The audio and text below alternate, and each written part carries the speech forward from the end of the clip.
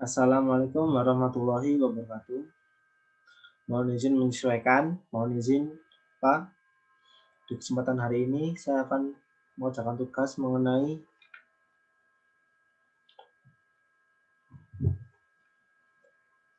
jelaskan tugas, pokok dan fungsi instansi bea cukai, imigrasi, dan siap bandar menurut undang-undangnya.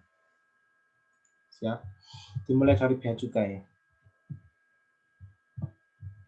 Bea cukai mempunyai tugas pokok, yaitu laksanakan sebagian tugas pokok Kementerian Keuangan di bidang kepabeanan dan cukai berdasarkan kebijaksanaan yang ditetapkan oleh Menteri dan mengamankan kebijaksanaan pemerintah yang berkaitan dengan lalu lintas barang yang masuk atau keluar daerah pabean dan pemungutan bea masuk dan cukai, serta pemungutan negara lain yang berdasarkan peraturan perundang-undangan yang berlaku.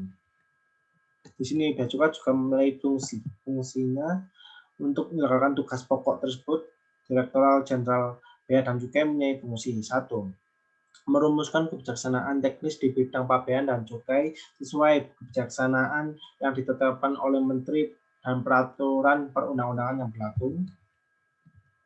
2. Perencanaan, pelaksanaan, pengendalian, dan evaluasi dan pengamanan teknis operasional kebijaksanaan pemerintah yang berkaitan dengan pengawasan atas lalu lintas barang yang masuk atau keluar daerah pabean sesuai dengan kebijaksanaan yang ditetapkan oleh Menteri dan berdasarkan peraturan perundang-undangan yang berlaku. 3. Perencanaan, pelaksanaan, pengendalian, evaluasi, dan pengamanan teknis operasional di bidang pemungutan bea masuk dan cukai serta pemungutan lainnya yang pemungutannya dibebankan pada Direktorat Jenderal berdasarkan peraturan perundang-undangan yang berlaku. 4. Perencanaan, pembinaan, dan pembimbingan di bidang pemberian pelayanan perjanjian kemudian dilaksanakan dengan pengawasan di bidang kepabeanan dan cukai berdasarkan peraturan perundang-undangan yang berlaku.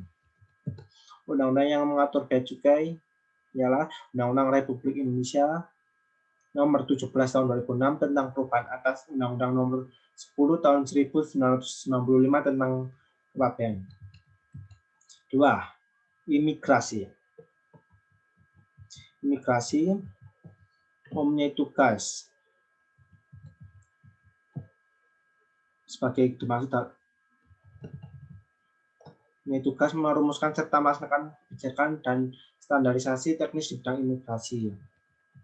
Di sini tugasnya menjalankan fungsi sebagai perumusan kebijakan di bidang imigrasi, pelaksanaan kebijakan di bidang imigrasi, penyusunan norma, standar, prosedur, dan kriteria di bidang imigrasi, pemberian pembimbingan teknis dan evaluasi di bidang imigrasi, dan pelaksanaan administrasi Direktorat Jenderal Imigrasi.